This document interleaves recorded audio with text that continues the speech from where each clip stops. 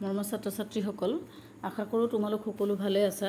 ইয়াৰ আগৰ ভিডিঅ'টোত মই তোমালোকক 2024 চনত যিখন paper HS final year education class 12ৰ যিখন পেপাৰ হৈ গৈছে সেই পেপাৰখন তোমালোকৰ মাজত শ্বেয়াৰ কৰি দিছিলোঁ আৰু লগতে শ্বৰ্ট কুৱেশ্যনকেইটা ক'বলৈ চেষ্টা কৰিছিলোঁ। আশা কৰোঁ তোমালোকে পাইছা। পুনৰ মই তোমালোকক চিলেবাছ ৱাইজ প্ৰথম ইউনিটটোৰ কেইটামান টপিকৰ ওপৰত অলপ বুজাবলৈ আহিছোঁ। তোমালোকে চাবাচোন, যিহেতু সকলোৱে তোমালোকে চিলেবাছখন পাইছাই, কিতাপ বিভিন্ন ৰাইটাৰৰ কিতাপ ওলাইছে, তোমালোকে কিতাপ পাইছাই আৰু কিতাপতে প্ৰথমতে চিলেবাছখন দিয়াই থাকে। হ'লেও আমি চিলেবাছখন পুনৰ এবাৰ চাই লওঁচোন, কেইটা ইউনিট আছে আৰু মাৰ্কছটো কেনেকুৱা ধৰণে ডিষ্ট্ৰিবিউট কৰা আছে। এতিয়া এডুকেশ্যনৰ যিহেতু তোমালোকৰ টোটেল 100 মাৰ্কছ হ'ব আৰু এডুকেশ্যনৰ পেপাৰত কি হৈছে, টোটেল তোমালোকৰ 7টা ইউনিট আছে আৰু 7টা ইউনিটৰ প্ৰথম যিটো ইউনিট হৈছে secondary education in India and Assam post independence period. ইয়াত 15 মাৰ্কছ আহিব। সেইটো খুব গুৰুত্বপূৰ্ণ, কাৰণ কোনটো ইউনিটত কিমান বেছি গুৰুত্ব দিব লাগিব, কিমান পঢ়িব লাগিব, সেই কথাটো তোমালোকে জনা দৰকাৰ। লগতে নন ফৰ্মেল এডুকেশ্যন যিটো ছেকেণ্ড ইউনিট, তাৰ পৰা আহিব 10 মাৰ্কছ আৰু যিটো 3 নম্বৰ ইউনিট হৈছে কাৰেণ্ট ট্ৰেণ্ড ইন এডুকেশ্যন, তাৰ পৰা আহিব 15 মাৰ্কছ আৰু যিটো 4 নম্বৰ ইউনিট হৈছে লাৰ্ণিং, তাৰ পৰা আহিব 15 মাৰ্কছ আৰু 5 নম্বৰ যিটো unit money for getting attention and interest, তাৰ পৰা আহিব 15 মাৰ্কছ আৰু 6 নম্বৰ যিটো ইউনিট হৈছে সেইটোত আছে মেণ্টেল হেল্থ এণ্ড হাইজিন, তাৰ পৰা 10 মাৰ্কছ আৰু বাকী যিটো 8 ইউনিট 7 নম্বৰ ইউনিট হ'ব, 5 নম্বৰ 6 নম্বৰ 7 নম্বৰ ইউনিট হ'ব যিটো তোমালোকৰ, সেইটো হৈছে এডুকেশ্যনেল ষ্টেটিষ্টিক্স আৰু তাৰ পৰা আহিব 20 মাৰ্কছ আৰু টোটেল তোমালোকৰ 100 মাৰ্কছ। গতিকে প্ৰথম যিটো ইউনিট আছে সেই ইউনিটটোৰ মই প্ৰথমৰ যিটো টপিক তোমালোকক দিয়া হৈছে সেই টপিকটোৰ বিষয়ে মই কেইটামান ক'বলৈ তোমালোকক আগবাঢ়ি আহিছোঁ। তোমালোকে চাবাচোন, যিহেতু প্ৰথম ইউনিটত যিকেইটা বস্তু আছে তোমালোকৰ মডালিয়াৰ শিক্ষা আয়োগ, কোঠাৰী আয়োগ, জাতীয় শিক্ষানীতি, স্বাধীন অসমত মাধ্যমিক শিক্ষাৰ বিকাশ আৰু অসমত মাধ্যমিক শিক্ষাৰ সমস্যা, এইকেইটা পইণ্টেই আছে তোমালোকৰ প্ৰথম ইউনিটটোত। আৰু সেই প্ৰথম ইউনিটটোত মই এতিয়া তোমালোকক একেলগে গোটেইকেইটা টপিক বুজাবলৈ সম্ভৱ নহয়, বহুত দীঘলীয়া হ'ব ভিডিঅ'টো। গতিকে মডালিয়াৰ শিক্ষা আয়োগৰ ওপৰতে মই কেইটামান তোমালোকক ক'বলৈ আগবাঢ়ি আহিছোঁ। তোমালোকে চাবাচোন, এতিয়া যিহেতু তোমালোকে পেপাৰখন দেখিছাই যে তোমালোকক খুব সৰু কুৱেশ্যন বহুত আহে, গতিকে থ'ৰ' পঢ়িব লাগিব। এটা বস্তু তোমালোকে এৰি যাব নোৱাৰা, থ'ৰ' ৰিডিং কৰিলে গোটেই বস্তুখিনি তোমালোকৰ ক্লিয়াৰ কাট হ'ব। এতিয়া যিটো প্ৰস্তাৱনা দিয়া আছে, ইণ্ট্ৰডাকশ্যনত দিয়া আছে, ইণ্ট্ৰডাকশ্যন পাৰ্টটোৰ পৰাও কেতিয়াবা বহুত কুৱেশ্যন আহে। এতিয়া প্ৰথমৰ যিটো পেৰেগ্ৰাফ আছে সেই পেৰেগ্ৰাফটো চোৱাচোন তোমালোকে। প্ৰাথমিক আৰু উচ্চ শিক্ষাৰ মধ্যৱৰ্তী শিক্ষাস্তৰকে মাধ্যমিক শিক্ষা বুলি কোৱা হয়। এখন দেশৰ সামগ্ৰিক বিকাশত মাধ্যমিক শিক্ষা ব্যৱস্থাই গুৰুত্বপূৰ্ণ ভূমিকা গ্ৰহণ কৰে। সেয়েহে মাধ্যমিক শিক্ষাক জাতি গঠনৰ নেশ্যনেল বিল্ডিং শিক্ষাৰূপে বিবেচনা কৰা হয়। গতিকে কেতিয়াবা কুৱেশ্যন আহিব যে মাধ্যমিক শিক্ষাক জাতি গঠনৰ কি বুলি কোৱা হয় বা মাধ্যমিক শিক্ষাক কি নামেৰে জনা যায়, নেশ্যনেল বিল্ডিং বুলি কোৱা হয়। প্ৰাথমিক আৰু উচ্চ শিক্ষাৰ লগত যোগসূত্ৰ ৰক্ষা কৰি এক স্বয়ং সম্পূৰ্ণ শিক্ষা ব্যৱস্থা গঢ়ি তোলাই মাধ্যমিক শিক্ষাৰ প্ৰধান লক্ষ্য। স্বাধীনতাৰ পূৰ্বে ভাৰতত মাধ্যমিক শিক্ষাৰ দ্ৰুত সম্প্ৰসাৰণ ঘটিছিল, কিন্তু স্বাধীনতাৰ পিছত পৰিৱৰ্তিত সামাজিক প্ৰয়োজন পূৰণ কৰিব পৰাকৈ মাধ্যমিক শিক্ষা পুনৰ গঠনৰ প্ৰয়োজন গভীৰভাৱে অনুভৱ কৰা হৈছিল আৰু সেয়েহে স্বাধীনোত্তৰ ভাৰতত এই শিক্ষা ব্যৱস্থা সংস্কাৰৰ বাবে বিভিন্ন ব্যৱস্থা হাতত লোৱা হৈছিল। আৰু এই ক্ষেত্ৰত মাধ্যমিক শিক্ষা আয়োগে কি লোৱা হৈছিলে, মাধ্যমিক শিক্ষা আয়োগ 1952 পৰা 53, কোঠাৰী আয়োগ 1964 পৰা 66, জাতীয় শিক্ষানীতি 1986 চনৰ পৰামৰ্শাৱলী বিশেষভাৱে উল্লেখযোগ্য। গতিকে এইখিনি প্ৰথম যিটো প্ৰস্তাৱনা দিয়া আছে ইণ্ট্ৰডাকশ্যন পাৰ্টতে বহুতখিনি কথা গুৰুত্বপূৰ্ণ আৰু এইখিনি কথা তোমালোকে ভালকৈ লাইন বাই লাইন পঢ়িবা। তাৰপিছত দিছে যে 1835 চনত গুৱাহাটী ছেমিনাৰী বৰ্তমান কটন কলেজিয়েট স্কুল স্থাপনৰ যোগেদি অসমৰ মাধ্যমিক শিক্ষা ব্যৱস্থা আৰম্ভ হৈছিল। আহিব পাৰে যে অসমৰ মাধ্যমিক শিক্ষা ব্যৱস্থা কেতিয়া প্ৰথম আৰম্ভ কৰা হৈছিলে। গতিকে লাইন বাই লাইন পঢ়িবা, প্ৰতিটো লাইনৰ ভিতৰত যিখিনি ইম্পৰ্টেণ্ট কুৱেশ্যন হ'ব পাৰে গোটেই বস্তুখিনি থ'ৰ' পঢ়ি যাবা, যাতে যেনেকুৱা ধৰণেই কুৱেশ্যন নাহক তোমালোকে কৰিবলৈ পাৰি যোৱা।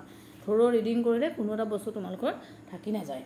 তাৰপাছত যদি আমি ডাইৰেক্টলি মাধ্যমিক শিক্ষা আয়োগৰ কথালৈ আহে, আয়োগৰ নিযুক্তিটো কেনেকৈ হৈছিলে সেইখিনি কথা আমি চাবলৈ হ'লে এইখিনি কথা দিয়া হৈছে। চোৱা, স্বাধীন ভাৰতৰ মাধ্যমিক শিক্ষা সংস্কাৰৰ সকলোতকৈ উল্লেখযোগ্য আৰু প্ৰথম দলিল হ'ল মাধ্যমিক শিক্ষা আয়োগৰ প্ৰতিবেদন। 1948 চনত নিযুক্ত বিশ্ববিদ্যালয় আয়োগে অভিমত প্ৰকাশ কৰিছিল যে বিশ্ববিদ্যালয় শিক্ষাৰ অগ্ৰগতিৰ মূল এটি পূৰ্বচত্ৰ হৈছে মাধ্যমিক শিক্ষাৰ পুনৰ গঠন। ইয়াৰ উপৰিও তাৰাসন কমিটিয়ে 1948 চন আৰু কেন্দ্ৰীয় শিক্ষা উপদেষ্টা পৰিষদেও দেশৰ মাধ্যমিক শিক্ষাৰ পৰিস্থিতি পৰীক্ষা কৰি ইয়াৰ পুনৰ গঠনৰ বাবে আৰু বিকাশৰ বাবে এক আয়োগ গঠনৰ প্ৰস্তাৱ আগবঢ়াইছিল। ব্ৰিটিছ শাসিত ভাৰতত ব্যাপক আৰু সৰ্বভাৰতীয় ভিত্তিত গঠিত 1882 চনৰ হাণ্টাৰ আয়োগে মাধ্যমিক শিক্ষা সম্বন্ধে আলোচনা কৰিছিল আৰু ইয়াৰ পিছতো বিভিন্ন আয়োগ আৰু কমিটি প্ৰতিবেদন আৰু মাধ্যমিক শিক্ষা সম্বন্ধে আংশিক আলোচনা কৰিবলৈ লৈছিল। স্বাধীনোত্তৰ ভাৰতৰ জাতীয় গঠনৰ প্ৰসংগত মাধ্যমিক শিক্ষা ব্যৱস্থা পৃথকভাৱে আৰু পৰিপূৰ্ণ ৰূপত আলোচনা কৰাৰ প্ৰয়োজন আহি পৰিছিল। সেয়েহে ভাৰত চৰকাৰে মাদ্ৰাজ বিশ্ববিদ্যালয়ৰ উপাচাৰ্য ডক্টৰ এ লক্ষ্মণস্বামী মুদলিয়াৰ সভাপতিত্বত 1952 চনৰ 23 ছেপ্টেম্বৰত 9 জন সদস্য বিশিষ্ট মাধ্যমিক শিক্ষা আয়োগ গঠন কৰা হৈছিল আৰু সভাপতিৰ নাম অনুসাৰে এই আয়োগ মুদলিয়াৰ আয়োগ নামেৰে খ্যাত হৈছিল। গতিকে গোটেই কথাখিনি মেইন কনচেপ্টটো মেইন আৰম্ভণিটো ক'ৰ পৰা হৈছে গোটেই বস্তুখিনি তোমালোকৰ ইয়াত দিয়া আছে পেৰেগ্ৰাফটোত। মাধ্যমিক শিক্ষাৰ সকলো দিশৰ প্ৰতি মাধ্যমিক শিক্ষা আয়োগে দৃষ্টি নিক্ষেপ কৰি অনেক গুৰুত্বপূৰ্ণ পৰামৰ্শ আগবঢ়ায়। 1953 চনৰ জুন মাহত আয়োগৰ প্ৰতিবেদন সম্পূৰ্ণ কৰে আৰু আগষ্ট মাহৰ 29 তাৰিখে এখন প্ৰতিবেদন চৰকাৰৰ ওচৰত দাখিল কৰিছিল আৰু এই প্ৰতিবেদনত মুঠ 15টা অধ্যায় আছিল। আয়োগৰ প্ৰতিবেদনৰ তৃতীয় অধ্যায়ত মাধ্যমিক শিক্ষাৰ লক্ষ্য সম্পৰ্কে আলোচনা কৰা হৈছিল আৰু দুটা ভাগত বিভক্ত কৰা হৈছিল। ইয়াৰ প্ৰথম ভাগত মাধ্যমিক শিক্ষাৰ দোষ ত্ৰুটিসমূহ উল্লেখ কৰা হৈছিল আৰু দ্বিতীয় ভাগত মাধ্যমিক শিক্ষাৰ লক্ষ্য আৰু উদ্দেশ্য সম্বন্ধে আয়োগে নিজৰ মত দাঙি ধৰিছিল। গতিকে গোটেই পেৰেগ্ৰাফটোতে তোমালোকৰ আয়োগৰ নিযুক্তিৰ কথাটো কেনেকৈ হৈছিলে অৰিজিনটো আহি গৈছে। তাৰমানে আমি এই পেৰেগ্ৰাফটোৰ পৰা এইকেইটা কথাই গম পালোঁ যে 1952 চনৰ মুদলিয়াৰ আয়োগ মাধ্যমিক শিক্ষাৰ ক্ষেত্ৰত নিযুক্ত প্ৰথম শিক্ষা আয়োগ আৰু এই আয়োগৰ মাধ্যমিক শিক্ষাক পৰিপূৰ্ণতাৰ ৰূপত বিবেচনা কৰা হৈছিল। ডক্টৰ এ লক্ষ্মণস্বামী মুদলিয়াৰে এই আয়োগৰ সভাপতিত্ব আছিল আৰু মুদলিয়াৰ মাদ্ৰাজ বিশ্ববিদ্যালয়ৰ উপাচাৰ্য আছিল আৰু এই আয়োগে 1953 চনৰ জুন মাহত প্ৰতিবেদন সম্পূৰ্ণ কৰিছিল আৰু 53 চনৰ আগষ্ট মাহৰ 29 তাৰিখে এই প্ৰতিবেদন দাখিল কৰা হৈছিল আৰু লগতে 1953 চনৰ 9 আৰু 10 নৱেম্বৰত কেন্দ্ৰীয় শিক্ষা উপদেষ্টা পৰিষদত এই বিষয়ে আলোচনা কৰা হৈছিল আৰু এই প্ৰতিবেদনত 15টা অধ্যায় আছিল আৰু প্ৰতিবেদনৰ প্ৰথম ভাগত প্ৰচলিত শিক্ষাৰ ত্ৰুটিসমূহ উল্লেখ আছিল আৰু দ্বিতীয় ভাগত শিক্ষাৰ লক্ষ্যসমূহ উল্লেখ আছিল। গতিকে গোটেই পেৰেগ্ৰাফটোৰ মেইন পইণ্টকেইটা তোমালোকক তেনেকৈ পইণ্ট ৱাইজ দিয়া হৈছে। সেই কথাখিনি তোমালোকে সদায় গুৰুত্ব দিবা। প্ৰথমতে থ'ৰ' গোটেই পেৰেগ্ৰাফটো পঢ়িবা আৰু যিহেতু ইমান ধুনীয়াকৈ তোমালোকক আকৌ মেইন পইণ্টকেইটা আকৌ কৈ দিছে সেই পইণ্টকেইটা পঢ়ি দিলেই মেইন কথাকেইটা তোমালোকৰ মনত থাকিব। তাৰ পাছত আহিলে যে প্ৰচলিত শিক্ষা ব্যৱস্থাৰ প্ৰধান ত্ৰুটিসমূহ কি, এইবোৰ তোমালোকৰ অলপ লং কুৱেশ্যন আহিব পাৰে। লং কুৱেশ্যন মানে যিহেতু তোমালোকৰ 6 মাৰ্কছে হায়েষ্ট মাৰ্কছ আহে গতিকে বৰ বেছি দীঘলীয়াকৈ তোমালোকে মনত ৰাখিবলগীয়া কথা নাই। 6টা পইণ্ট মনত ৰাখিবা আৰু 6টা পইণ্টৰ লগত অকণমান পইণ্টটো উল্লেখ কৰি দিবা। ইয়াতো তেনেকৈ তোমালোকক 6টা পইণ্টে দিছে যে প্ৰচলিত শিক্ষা ব্যৱস্থাৰ প্ৰধান ত্ৰুটিসমূহ 1 নম্বৰ দিছে যে জীৱনৰ পৰা বিচ্ছিন্ন আইচলেটেড ফ্ৰম লাইফ। মাধ্যমিক স্কুলসমূহত যি শিক্ষা দিয়া হৈছিল তাৰ বাস্তৱ জীৱনৰ লগত কোনো সংযোগ নাছিলে। 2 নম্বৰটো দিছে সংকীৰ্ণ আৰু একপক্ষ নেৰো এণ্ড ওৱান ছাইডেড। এই শিক্ষা সংকীৰ্ণ আৰু একপক্ষ শিক্ষাৰ্থীৰ ব্যক্তিত্ব বিকাশত এই শিক্ষাই কোনো সহায় কৰিব নোৱাৰে। ইংৰাজী ভাষাৰ প্ৰাধান্য ডমিনেন্স অফ ইংলিছ বা ইংলিছ ভাষা বা ইংৰাজী শিক্ষাৰ মাধ্যমত এটা মাধ্যম হিচাপে লৈছিল আৰু ইংলিছত ভাষাত বা ইংৰাজী ভাষাত পাৰদৰ্শিতা দেখুৱাব নোৱাৰাসকলে শিক্ষান্ত পৰীক্ষা উত্তীৰ্ণ হ'ব পৰা নাছিল। নেক্সট দিছে ত্ৰুটিপূৰ্ণ শিক্ষাদান পদ্ধতি ডিফেক্টিভ মেথড অফ টিচিং। প্ৰচলিত শিক্ষাদান পদ্ধতিত শিক্ষাৰ্থীৰ স্বাধীন চিন্তা আৰু বিকাশত অক্ষম আছিল আৰু এই শিক্ষাদান পদ্ধতিয়ে শিক্ষাৰ্থীৰ মনত কৰ্মপ্ৰেৰণা জাগ্ৰত কৰিব নোৱাৰিছিলে। ছাত্ৰ শিক্ষকৰ সম্বন্ধহীনতা নো টিচাৰ পিপুল কণ্টেক্ট। যিহেতু শ্ৰেণীত শিক্ষাৰ্থীৰ সংখ্যা বহুত বেছি আছিল যাৰ ফলত শিক্ষক আৰু শিক্ষাৰ্থীৰ মাজত যিটো যোগাযোগ হ'ব লাগিছিলে সেই যোগাযোগটো হোৱা নাছিলে। গতিকে শিক্ষাৰ্থীসকলৰ ব্যক্তিগত যোগাযোগ নোহোৱাৰ কাৰণে তেওঁলোকৰ চৰিত্ৰ গঠন আৰু শৃংখলা ৰক্ষাৰ ব্যৱস্থা ক্ষতিগ্ৰস্ত হৈ পৰিছিলে। ঠিক তেনেধৰণে ত্ৰুটিপূৰ্ণ পৰীক্ষা পদ্ধতি ডিফেক্টিভ এক্সামিনেশ্যন ছিষ্টেম। পৰীক্ষাৰ ওপৰত দিয়া অত্যাধিক গুৰুত্বতাই শিক্ষা ব্যৱস্থাক বিভিন্নভাৱে ক্ষতিগ্ৰস্ত কৰিছিল। এই ত্ৰুটিপূৰ্ণ পৰীক্ষা ব্যৱস্থাৰ ফলত শিক্ষাত উৎসাহ উদ্দীপনা লোপ পাইছিল। শিক্ষাত ভ্ৰান্ত আৰু মূল্যহীন বিষয়ৰ ওপৰত অধিক গুৰুত্ব প্ৰদান কৰা হৈছিল। গতিকে এই 6টাই হৈছে প্ৰচলিত শিক্ষা ব্যৱস্থাৰ প্ৰধান ত্ৰুটি। তোমালোকৰ 2 নম্বৰৰ কাৰণেও আহিব পাৰে যে প্ৰচলিত শিক্ষা ব্যৱস্থাৰ প্ৰধান ত্ৰুটি দুটা উল্লেখ কৰা বা প্ৰধান এটা ত্ৰুটি উল্লেখ কৰা বা 4 নম্বৰো আহিব পাৰে। সেইটো মাৰ্কছটোৰ ওপৰত নিৰ্ভৰ কৰিব তোমালোকে কেইটা পইণ্ট লিখিবা বা কিমান দীঘলকৈ লিখিবা সেইটো চাই পিনি তোমালোকে কুৱেশ্যনটোৰ উত্তৰটো কৰিবা এতিয়া তোমালোকে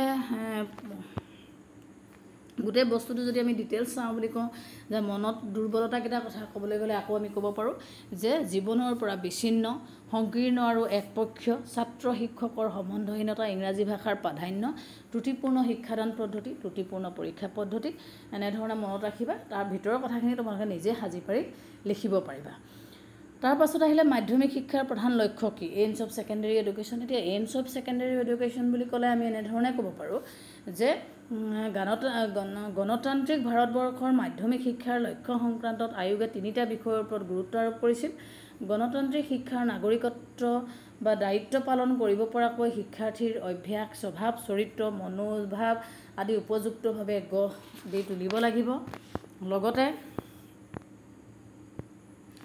লগতে কি কৰিছে যে দেশৰ জাতীয় সম্পদৰ বিকাশ কৰি নাগৰিকৰ উৎপাদন ক্ষমতা বৃদ্ধি কৰি আৰ্থিক সচ্ছলতা আৰু সমৃদ্ধিৰে ভাৰতীয় প্ৰগতিত অৰিহণা যোগাব পৰাকৈ শিক্ষাৰ ব্যৱস্থা কৰিব লাগিব আৰু এটা পইণ্ট দিছে যে সাংস্কৃতিক পুনৰ জাগৰণ